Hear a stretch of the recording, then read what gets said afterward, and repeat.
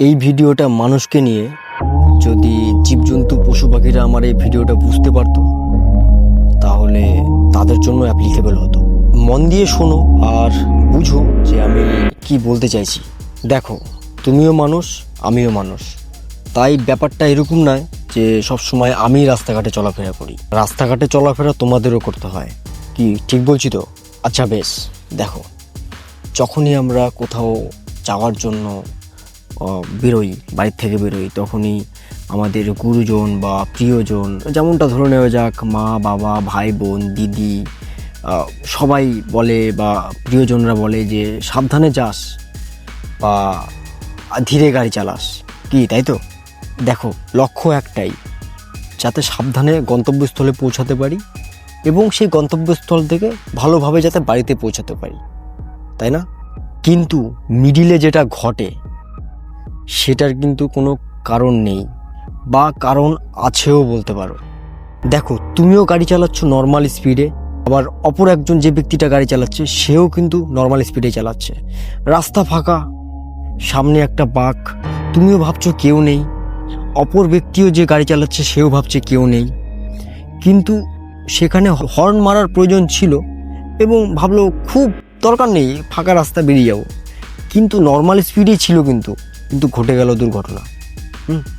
তো এখানে দেখো, ড্রাইভার ছিল অভিজ্ঞতা সম্পন্ন ট্রেনিং প্রাপ্ত একটা ড্রাইভার, দুজনেই খুব পুরনো ড্রাইভার ছিল, কিন্তু ওখানে মিস্টেক ঘটে গেল। ঠিক আছে, এখানে কিন্তু দুজনেই সচেতন ছিল, কিন্তু ঘটে গেল ঘটনা। আরেকটা ঘটনা বলি, এটা আমার সাথে হয়েছে এবং খুব ভাগ্য ভালো ছিল বলতে পারি। আমার বাইকটা ছিল 45 স্পিড ম্যাক্সিমাম। আমি 45-এর উপরে বেশি চালাই না, কারণ নর্মাল সিসি তো গাড়ি ভাসতে শুরু করে, তাই 45 বেস্ট। ফাঁকা রাস্তা হলে তবেই 45। আর আমি ছিলাম মেন রোড থেকে পকেট রোড, মানে স্পিড অর্ধেকেরও কম, মানে 20 সামথিং কিছু ছিল। তো কি হয়েছে ঘটনাটা, তখন স্কুল ছুটি দিয়েছে এবং পকেট রোড 20-র কমও ছিল স্পিড, তার মধ্যে বাম্পার, ঢেউ খেলানো বাম্পার, আরও স্পিড কম 15 সামথিং, তারপরে আবার ভিড়, ছেলেপেলেরা আসছে।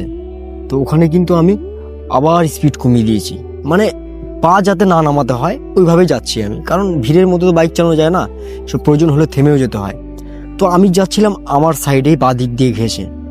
তো একটা বাচ্চা ছেলে সামথিং 4-5-এ পড়ে, সে পিছন দিকে দেখছে আর সামনের দিকে এগিয়ে আমার দিকে আসছে। আমি ঘটনা বুঝতে পেরে কিন্তু ব্রেক কষেছি এবং ছেলেটা খুব স্পিডে এসে আমার সামনের চাকায় লেগে ছিটকে পড়ে গেল।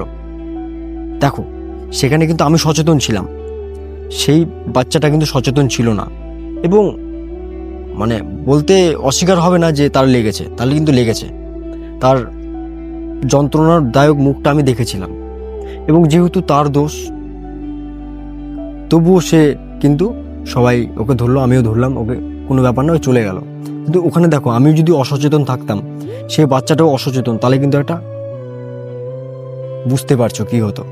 ঠিক আছে, তাই বলি সবাই ভালো থাকো, সাবধানে চালাও, কারণ তোমার নিজের সাবধানতাই কিন্তু তোমাকে বাঁচাবে।